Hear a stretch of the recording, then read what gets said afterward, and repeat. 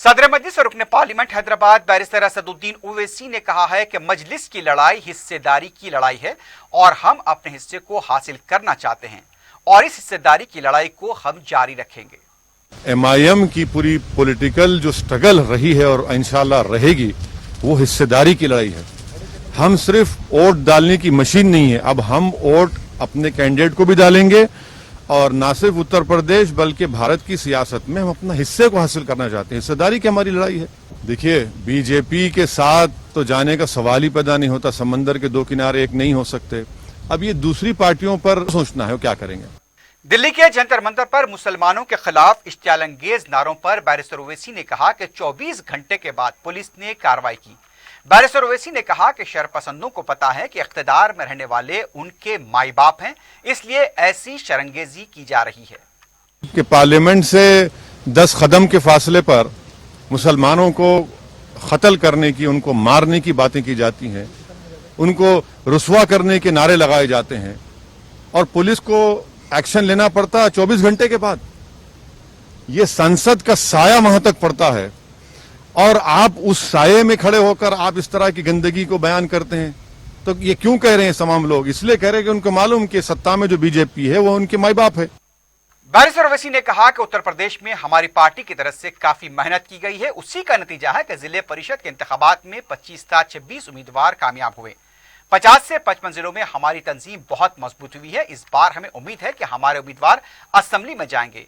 Barrister Owaisi ने कहा कि बीजेपी ही हिंदू मुसलमान की बात करती है। उनका कहना था कि आज हिंदू और मुसलमान की बुनियाद पर कानून बनाए जा रहे हैं। निस्बत हमने 5 साल बड़ी मेहनत की। हमारे शौकत साहब, हमारे संगठन के जिम्मेदार आदिल अलवी और हमारे चीफ स्पोक्स पर्सन, इन सब ने बड़ी मेहनत की और उसका नतीजा ये निकला कि जो जिला परिषद के चुनाव हुए हैं उसमें हमने करीब 25 से 26 हमारे कैंडिडेट जीते और 40 से 50 के करीब हम लोग दूसरे मुकाम पर आए हैं। तो पहले के बनिस्बत हमारा संगठन करीब 50 से 55 जिलों में बड़ा मजबूत है और हमको यकीन है कि इस बार इंशाअल्लाह ताला उत्तर प्रदेश की जनता हमको अपनी दुआओं से, अपनी मोहब्बतों से, अपने वोट से नवाजेगी और हमारे कैंडिडेट उत्तर प्रदेश की विधानसभा में विधायक बनकर जाएंगे। अब देखिए, ये हिंदू मुसलमान की बात तो बीजेपी करती है। इनके लिए तो ये बता ही नहीं सकते ना डेवलपमेंट, क्योंकि कोरोना के सेकेंड वेव में पूरे देश में और खासतौर से उत्तर प्रदेश में तो बीजेपी कहीं नजर नहीं आई। और मैं फिर से कह रहा हूं कि सेकेंड वेव में 3 से 4 लाख लोगों की मौत उत्तर प्रदेश में हुई है। तो गवर्नेंस में नाकाम साबित हुए, महिलाओं के को सुरक्षा प्रोवाइड करने में नाकाम साबित हुए। हिंदू मुस्लिम की बुनियाद पर ही तो कानून बनाए जा रहे हैं कि कोई मजहब तब्दील नहीं करेगा, कोई शादी करना है तो पूछना पड़ेगा, कोई खाना खाएगा तो पूछना पड़ेगा। तो ये तो बीजेपी कर रही है। सदर मजलिस बैरिस्टर ओवैसी ने कहा कि योगी आदित्यनाथ को यह बताना चाहिए कि मुसलमानों की ख्वानदगी का तनासुब 58% क्यों है। मुल्क की खवातीन में मुसलमान खवातीन का तनासुब ख्वानदगी में कम क्यों है। उत्तर प्रदेश में तरक्की के लिए कुछ नहीं किया गया। गंगा में लाशें बहती हुई देखी गई। बीजेपी हमेशा से फिरकावाराना कशीदगी पैदा करती आई है, वो तरक्की की बात ही करना नहीं चाहती।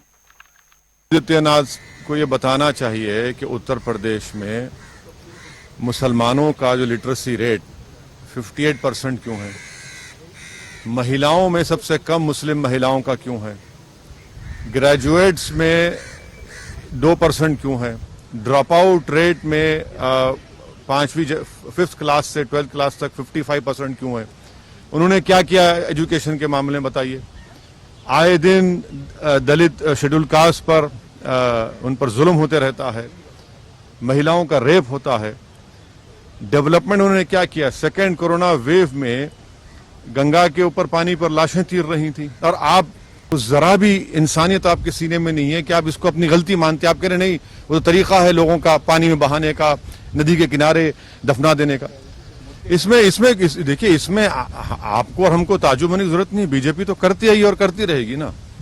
बीजेपी नहीं चाहती कि उनके गवर्नेंस के फेलियर्स की बात हो। बीजेपी नहीं चाहती कि उत्तर प्रदेश के मुसलमानों पर जो उन्होंने तकालीफ उनको दी, उन पर जो जुल्म किया और फिर दलित परिवार जो पीड़ित परिवार परेशान है उसके ऊपर बात हो, महिलाओं की। और उत्तर प्रदेश में जो अनएम्प्लॉयमेंट पोर्टल है, 33 लाख लोग अनएम्प्लॉयड है। बताइए कितनों को नौकरी दी आपने। आपके गवर्नमेंट पोर्टल पर 33 लाख अनएम्प्लॉयमेंट के नाम रजिस्टर हुए। इस पर कोई बात नहीं करना चाह रही है। बैरिस्टर ओवैसी ने कहा है कि अगर हिंदुस्तान को मुस्तहकम और मजबूत बनना है तो मुसलमानों को उनका मुकाम मिलना चाहिए। दिल्ली में मुस्लिम इंटेलेक्चुअल फोरम के इजलास से खिताब करते हुए बैरिस्टर ओवैसी ने कहा कि हम आज़ादी की 75 साल तकारीब मनाने जा रहे हैं। हमें मुहासबा करना होगा कि हमने सियासी ताकत बनने के लिए क्या किया। क्या हम इस तरह डर डर कर खौफ से जिंदगी गुजारेंगे? बैरिस्टर ओवैसी ने कहा कि मुसलमानों को एक सियासी मरकज बनाना पड़ेगा। नामनहाज सेकुलर जमातों से मुसलमानों को कोई फायदा नहीं होगा। हमें आज हकीकत को समझना पड़ेगा। मुसलमानों को सियासी तौर पर बाख्तियार बनने के लिए सियासी क़ियादत होना जरूरी है।